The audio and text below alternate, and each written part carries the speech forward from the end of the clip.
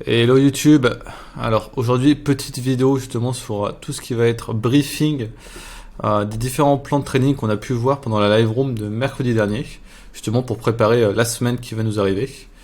Alors ce que je vais faire, ce que je vous proposais, on va commencer classique, les US, on va parler un peu macro, ce qui a pu se passer, les derniers chiffres qui sont sortis des États-Unis. On parlera aussi un peu de la Chine qui a pas mal bougé ces derniers jours. Et ainsi que d'ailleurs, pour finir, ce que vous préférez tous, je le parie, avec les cryptos. Donc commençons les US. Donc je pense que les US, vous avez pu le remarquer. C'est un petit moment maintenant qu'on a passé les ATH. Donc typiquement ATH ici. Alors attendez, je peux prendre cette ligne là. On va faire proprement. Tac, tac. Hop. Donc voilà les ATH qui ont dû être dépassés en début mi-janvier. Du coup, à l'heure actuelle, voilà, on a le breakout classique. On fait un breakout des ATH, on accélère un peu. Et pour l'instant, on est légèrement au-dessus. Donc on avait un peu, si mon volume profile veut bien s'afficher, voilà. Donc à l'époque, on avait déjà pas mal analysé des gros niveaux qui nous avaient intéressé justement en temps de prise. À l'époque, c'était plus, j'avais un short qui avait été fait là et j'avais une prise de profit qui avait été fait là, enfin une prise de profit total justement de mon short. J'étais pas rentré en long et typiquement c'était cette zone là, la grosse zone de volume qu'on avait à l'époque, 4150, qui pour le coup a totalement fait réagir. Ça doit être sûrement juste aussi au niveau d'un Fibo, voilà, au lieu d'un Fibo 38.2, qui nous emmène maintenant sur les ATH. Alors cette semaine il y a eu quelques chiffres qui sont sortis qui ont été très intéressants, qui a fait notamment assez plaisir au marché financier. Ça a été par exemple le PIB américain. Donc le PIB américain, donc la production de valeur, du coup c'était le quartile Q4, justement du coup fin de l'année 2023, enfin déjà 2023, qui a eu un chiffre de 3,3%. Donc, pourquoi 3,3%? C'est intéressant parce qu'en fait effectivement, comme vous pouvez le voir ici, il y a eu un forecast. Le forecast, c'est ce que le marché avait prévu. Le marché avait pricé justement un PIB avec une croissance de 2%. Et pour le coup, en fait, elle a été notamment extrêmement battue, 3,3%. Donc on voit que en fait, même l'économie, enfin les marchés financiers, les analystes ne s'attendaient pas à une croissance aussi forte justement des États-Unis. Donc typiquement, quand on a une économie qui est encore plus forte qu'on le pensait, derrière ça fait assez plaisir, notamment au marché financier. Mais par contre il y a toujours une question. Voilà, une grande question, c'est quand une économie extrêmement forte, je pense qu'on en avait déjà parlé pendant les différentes live rooms précédemment, ça crée généralement, ça emmène de l'inflation. Donc l'inflation on l'a déjà pas mal combattu l'année dernière, qui était bien redescendue. On peut le voir par exemple notamment voilà. À l'époque, 2022, l'économie roulait à plein régime et on était monté à plus de 9% d'inflation. Donc derrière, qu'est-ce qui s'est passé? Powell, la Fed, etc., même l'Europe, on a forcé la montée des taux. Donc la montée des taux a fait que l'économie a ralenti et a surtout freiné l'inflation. Donc on était passé de 9 à 3% d'inflation, sachant que normalement, on devrait être plus autour de 2% pour faire plaisir au banquier central. Mais déjà pour l'instant, voilà, il y a déjà une grosse partie du chemin qui a été fait. Mais là où on avait justement un PIB qui a cru très fortement, les chiffres de l'inflation, eux, ont été légèrement au-dessus des forecasts, mais rien de dramatique. Donc ça laisse à penser justement que là où l'économie a l'air de rouler assez vite, l'inflation ne remonte pas extrêmement fort. Donc tout ça, en fait, le mélange fait qu'on a un bon chiffre. Typiquement aussi, on peut voir unemployment rate, donc le taux de sans-emploi, qui reste notamment totalement en accord avec le forecast. Donc les prochains chiffres, ça va être le 2 février, donc ça va être la semaine prochaine. Donc ce sera une date à monitorer, parce que voilà, si les chiffres sont au niveau du forecast, j'ai envie de dire que tout roule, l'équilibre économique est encore maintenu. Donc pour l'instant, là où les gens s'attendent à une récession, pour l'instant, aucun signe ne le montre. Donc ce qui fait qu'on a justement typiquement un S&P sur les ATH et ce qui du coup faudra monitorer la semaine prochaine, c'est là où l'inflation, si l'inflation ne réaccélère pas trop, les taux 20 ans ne vont pas augmenter fortement. Typiquement quand les taux montent, souvent les marchés financiers chutent. Donc ce sera quelque chose à surveiller, et notamment la question du dollar, parce que si le 20 ans, donc si les taux d'intérêt montent fortement, les gens retournent vers le dollar, donc le dollar monte fortement. Donc là, à l'heure actuelle, on est sur un petit range, parce que justement le 20 ans aussi stagne, au vu des bons chiffres qu'on a eu. Mais bien sûr, ce qui ferait mal à l'économie, c'est une réaccélération de l'inflation qui forcera du coup les taux d'intérêt à remonter, le dollar à remonter, et notamment les US à chuter. Donc pour l'instant, tant que la croissance est là et l'inflation est un peu capée autour des 3%, l'équilibre est maintenu et ça fait extrêmement plaisir au marché financier. Donc un peu voilà pour la partie US. Donc tout ce qui est pour la partie Chine cette fois-ci, je pense que vous avez pu le voir, notamment au tweet que j'ai pu faire au relancement des tweets. Mais la Chine justement a fait des plans d'injection monétaire parce que typiquement on arrive au niveau de prix, au niveau de prix de octobre 2022. Octobre 2022, c'était typiquement le confinement et compagnie, surtout un confinement très rigide en Chine qui a mis du temps à sortir. Et typiquement, on retrouve ces niveaux-là, donc ça fait absolument pas plaisir à la Chine, parce que si l'économie, les marchés financiers vont mal, les entreprises, les ménages ont moins confiance dans leurs dépenses, les entreprises ont plus de mal à embaucher. L'économie est typiquement au ralenti. Donc on veut quand même une certaine dynamisme pour des marchés financiers qui reste quand même un impact fort dans l'économie réelle. Donc là, la Chine a justement annoncé un plan de relance un peu des marchés financiers avec de l'injection monétaire et des mesures justement dans l'économie réelle. Mais j'attends vraiment en fait justement le côté économie réelle boostée parce qu'à la fin, c'est bien d'injecter de l'argent dans les marchés financiers. Mais le mieux reste à dynamiser l'économie réelle, donc pousser les gens à consommer, les entreprises à embaucher. C'est extrêmement capital. Donc en fait voilà, typiquement j'aurais encore un peu de mal de justement avoir les marchés financiers chinois avoir le rebond avec les annonces et qu'on a recherché les niveaux en dessous. Ça commence à faire beaucoup. Il y a eu beaucoup d'annonces justement, des relances de marchés financiers qui n'ont pas l'air de suffire. À un moment quand même, il va falloir relancer, sinon il va falloir en fait typiquement couper les plans d'investissement en Chine, notamment justement sur les autres compagnies que je vais vous présenter, parce que quand ça veut pas, souvent ça veut pas. Donc il y a un certain cadre rigide, rigide qu'il faut avoir dans le risque rendement, dans ce que vous risquez. Donc il y a un moment où forcément il y a un stop loss qui va sauter si la Chine n'a pas l'air de vraiment réagir. Donc typiquement voilà les trois compagnies que j'étais investi. J'ai pas coupé, j'avais pas clean ma charte, bon c'est pas grave. Qui était notamment Alibaba. Donc Alibaba, je pense que tout le monde connaît, ça reste le Amazon chinois. Donc on est autour des 74, donc on voit le gros rebond de la weekly sur les annonces. Et typiquement voilà, on arrive quand même au niveau l'IPO à l'époque c'était en 2015, on était à 90, donc on est en dessous des prix de l'IPO.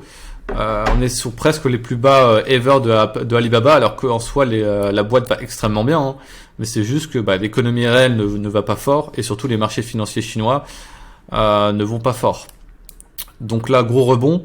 Donc voilà, vous le savez, quand on a une grosse mèche comme ça en weekly, souvent ça reste un signe assez bullish. Derrière, faut pas aller rechercher les bottoms. Donc typiquement, c'est ce qu'il faudra monitorer. Est-ce que la semaine prochaine, là où on a eu un bon rebond du HSI, du marché chinois, qu'on n'a pas retourné rapidement au bottom. Sinon, forcément, ça fait en fait comme l'époque, une machine à laver. Donc c'est extrêmement pas encourageant. Donc voilà, JD c'est à peu près pareil. Lui typiquement pareil, on est sur les prix de l'IPO à 2015. Donc c'est des boîtes extrêmement fortes, c'est une des plus grosses boîtes chinoises. Mais on arrive typiquement, on voit, je veux dire quand les marchés chinois vont mal, on a beau avoir une belle compagnie, etc. Les prix sont complètement écrasés. Donc en fait, voilà, le gros rebond en weekly, pareil, on a envie justement que ça n'aille pas plus bas. Donc il faudra notamment monitorer rapidement et qu'on retrouve justement qu'on a le rechopé qu'on fasse des plus hauts. Qu'on a le passé justement de la barre des 29, ça fera déjà des monthly, weekly extrêmement propice justement à la continuation. Donc ce qu'il faudra monitorer. Tencent, il me semble que c'est à peu près pareil. Un assez bon rebond weekly. Peut-être pas aussi beau que ce qu'a pu avoir Alibaba ou GD, mais eux ont été encore plus massacrés que Tencent. Donc c'est normal que Tencent réagisse un peu moins fort à la hausse. Mais voilà pour le marché chinois. Donc il faudra monitorer semaine prochaine. Est-ce que les clôtures tiennent? Est-ce qu'on vient pas renflouer directement sous les bottoms?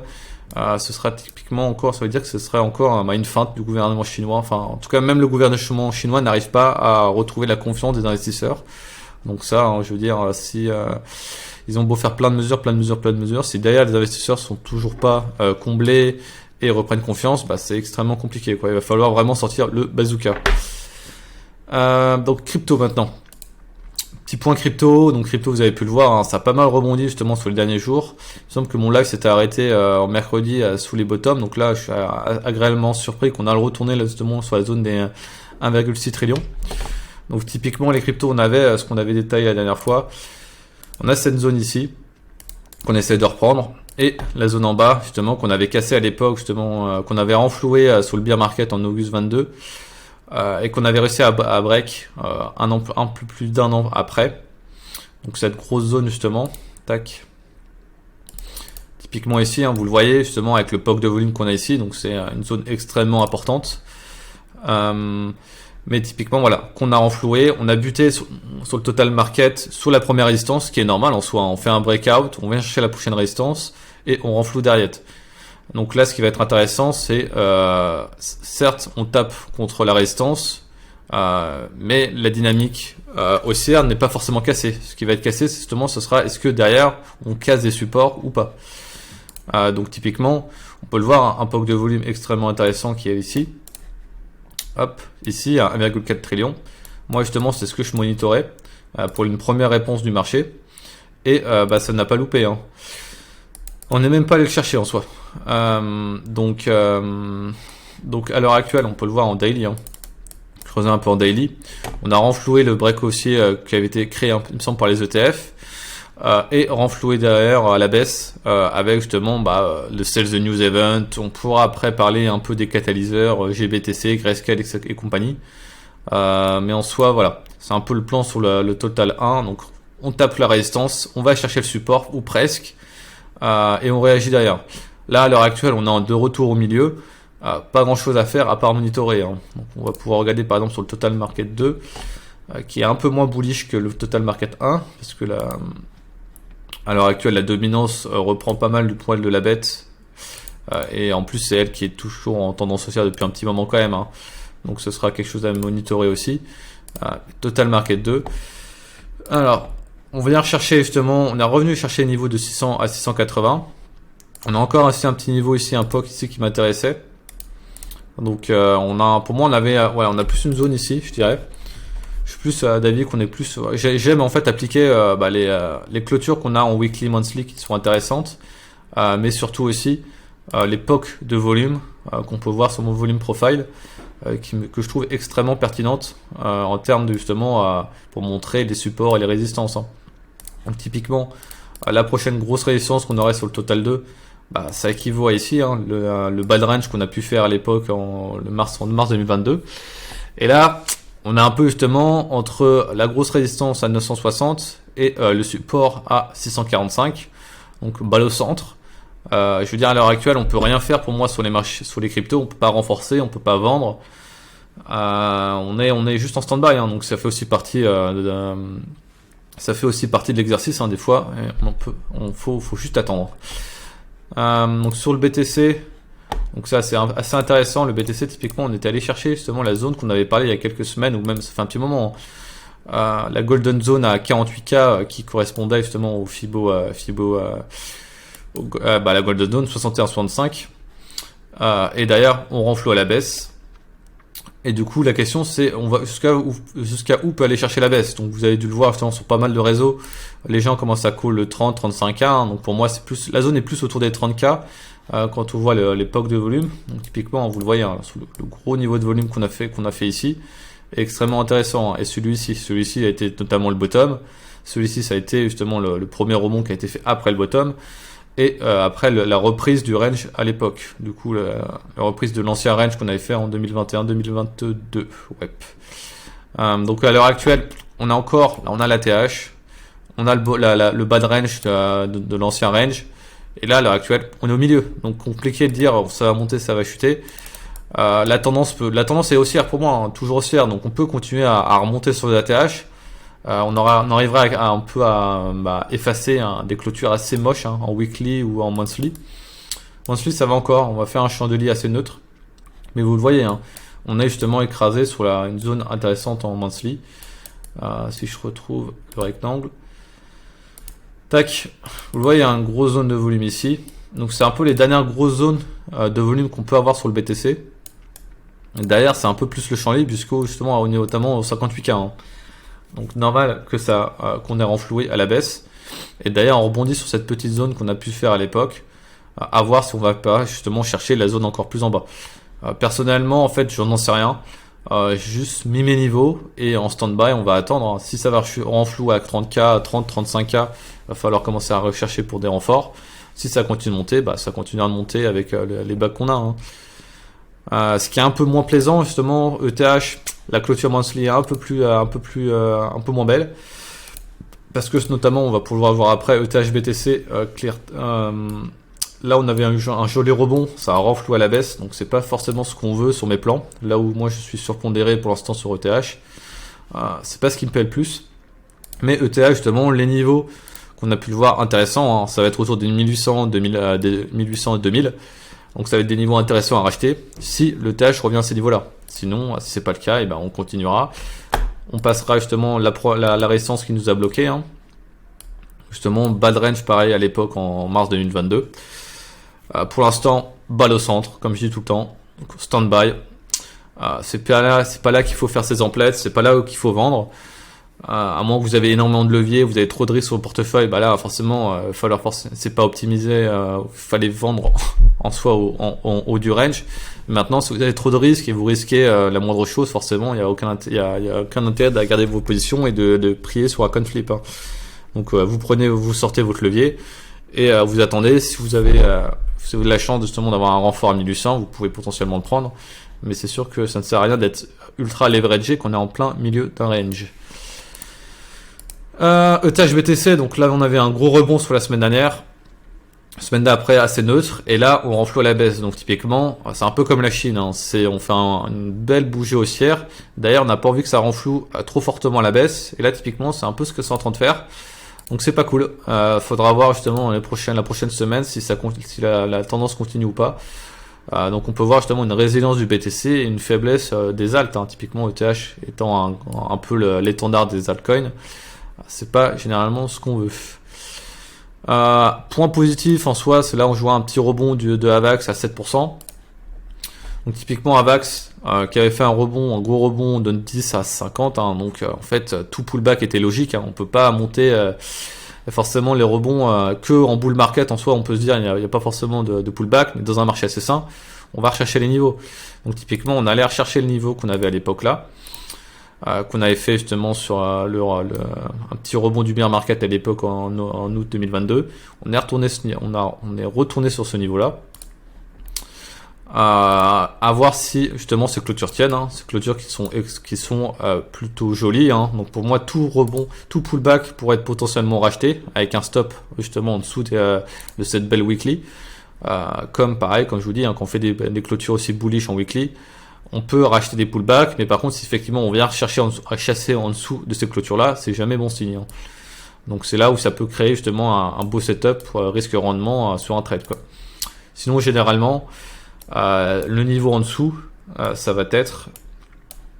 si je retrouve la broche, ouais, les gros niveaux d'accumulation qu'on a pu faire justement dans ce range-là, ça va être justement 21, ce sera pour moi totalement acheté. Si ces niveaux reviennent, si ça revient pas, je continuerai de hold mes AVAX et je verrai si je peux mettre peut-être un renfort sur un pullback à 30 pour un petit trade justement, potentiellement aller viser la prochaine zone, 64. Mais pour l'instant, rien à faire. À moins que voilà, forcément vous avez pu acheter sous les 27K. Là pour l'instant, pareil, on retourne un peu au milieu de range qu'on a fait ici. Donc là, plus rien à faire. Donc ça, je pense que c'est à peu près tout. Donc on va éviter de faire une vidéo trop longue, hein, c'est aussi l'exercice. Ça me challenge au niveau temps. Donc n'hésitez pas à me dire, à me dire un peu ce que vous aimez, ce que vous n'aimez pas forcément dans différentes vidéos YouTube aussi. Hein, que je sache un peu justement le contenu qui plaît ou non. Et potentiellement pouvoir le changer. Juste un petit point voilà, sur la dominance. On allait rechercher un niveau, un peu le niveau médian, typiquement les 50%. Hein. Donc là où ETH BTC fait un peu la gueule, forcément, la dominance, elle remonte. Donc à voir. Je serais quand même assez étonné qu'on vienne rechercher au-dessus des 54. Mais si tel est le cas, hein, c'est la zone au-dessus qu'on avait mis en avant. qui était autour des un peu cette zone là, hein, typiquement. Tac, 58, qui sera la prochaine, mais ça me ferait déjà un peu bas au portefeuille d'aller rechercher cette zone là, vu que je reste quand même plus alloué maintenant aux altcoins, enfin surtout l'ETH, l'écosystème ETH. Donc avec des clôtures monthly ou trimestrielles qui montraient quand même qu'on avait on avait potentiellement top. En fait, cette dynamique peut justement aller me faire mentir et aller chercher justement les 58. Après, petit point niveau funding, j'aime bien aussi rechecker si un peu les acteurs donc les acteurs un peu les retail sont un peu trop foufou en termes de levier ou en termes de position long ou short. Là, on voit typiquement on est entre 0 et 1 et 0,01%, donc totalement neutre. Donc là on avait pu être parfois si je retourne sur le BTC à l'époque à 50 quand tu es à 47 48K avec un phonique qui s'emballait. Là on est à 43K avec un phonique neutre, donc on a pas mal quand même sweep un peu tous les gens qui étaient un peu trop chaud au niveau des positions. Donc ça reste je veux dire la structure reste bullish, il y a pas de doute à ça. Donc voilà, petit plan de trading. Donc on se refait la room mercredi un peu pour reparler comme d'hab, chaque semaine, petite room sur Discord. Donc pareil, sur ceux qui m'écoutent que sur YouTube, il y aura tous les liens sur Discord, sur la description de la vidéo YouTube en bas. Donc n'hésitez pas à nous rejoindre. Sinon, si ça vous a plu, n'hésitez pas à lâcher un like ou autre. Ça fait toujours plaisir. Donc sur ce, à la prochaine pendant le live. Tchuss!